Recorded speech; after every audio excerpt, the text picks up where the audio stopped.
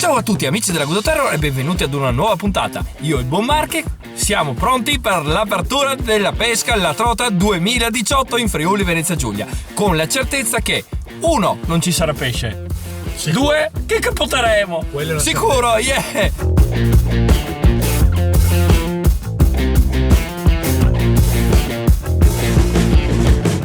Vabbè, Marche, dai, siamo lanciati. Abbiamo in realtà non tantissimi chilometri da fare, però abbiamo tutto il tempo per fare un check dell'attrezzatura. Abbiamo portato le canne stavolta? Sì. Bene.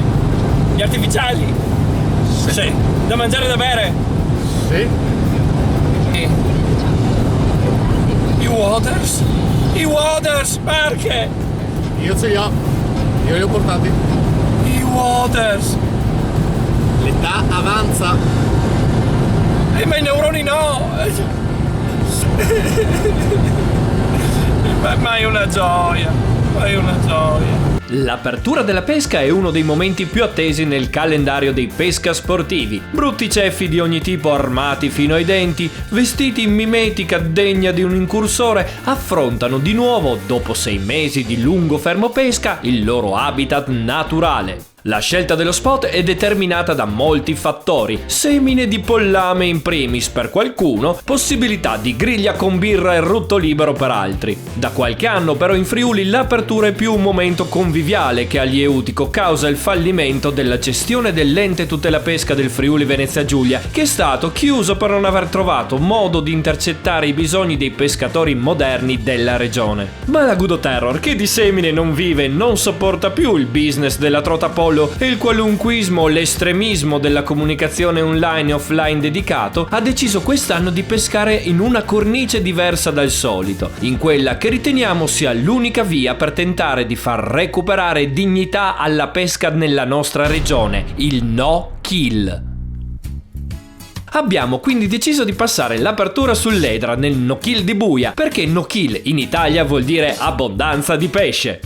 Il Ledra è un corso d'acqua caratterizzato da un alveo eterogeneo, un corso d'acqua medio veloce, acqua pulita, trasparente e ben ossigenata, un fondale che varia da pochi centimetri a qualche metro nelle buche più profonde e lo rende un habitat decisamente favorevole ai salmonidi. Di pesci però non ne abbiamo visti tanti. Abbiamo catturato 2 piccole marmorate che non superavano i 35-40 centimetri, qualche inseguimento fino nel sottoriva e molti artificiali incastrati nei rami perché le sponde sono decisamente selvatiche. Ed è giusto così.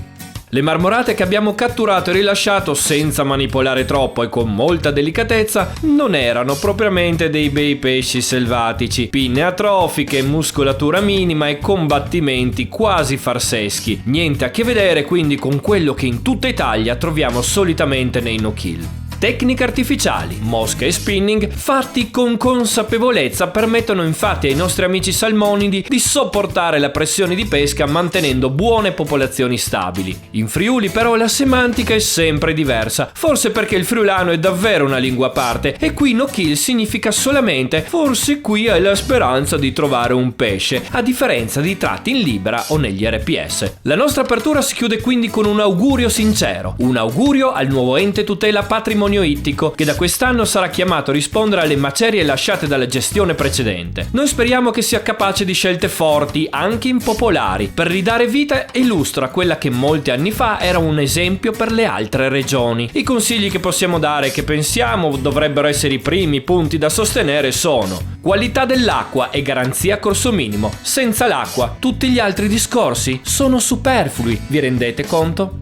Qualità delle emissioni sia di novellame che di scatole Vibert, perché rilasciare polli da 40 cm pronto pesca è stato storicamente dimostrato che non è una soluzione a lungo termine, tantomeno sostenibile. Istituzione di poche zone turistiche con pronto pesca per gli amanti del genere, previo pagamento di un permesso aggiuntivo giornaliero, come in tutto il resto d'Italia d'altronde. Con 60 euro l'anno non potete pretendere pronto pesca, fine dei discorsi. Ripristino dell'esame per ottenere la licenza, perché solo attraverso la formazione e lo studio si può ottenere consapevolezza. Aumento del costo della licenza a favore unicamente di un maggiore investimento e inasprimento dei controlli. In tutto il giorno non abbiamo visto nemmeno un controllo.